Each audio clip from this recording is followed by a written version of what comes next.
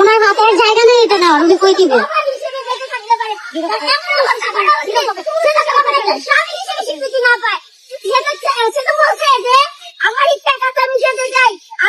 আমরাই ওনাকে পাঠাবো।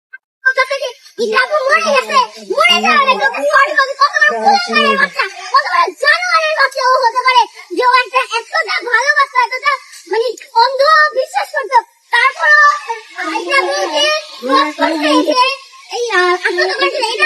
আমি আজকে বলছি এটা আপনার মা বাবারাও বলছে, মা বলেছে এটা আত্মহত্যা করবে নাকি আপনারা এখন থেকে হত্যা মামলা করে হত্যা বলে আপনারা নিউজ করবেন, সাংবাদিক বাইরে যান। আর এটাই ফাঁসি না, ওটা ফাঁসি দিলে একবারে মরে যাবে, আর ওর ফাঁসি হবেও না, এটা আমি জানি ভালো মতো। তিলে তিলে যেন মরে, এইভাবে করতে হবে।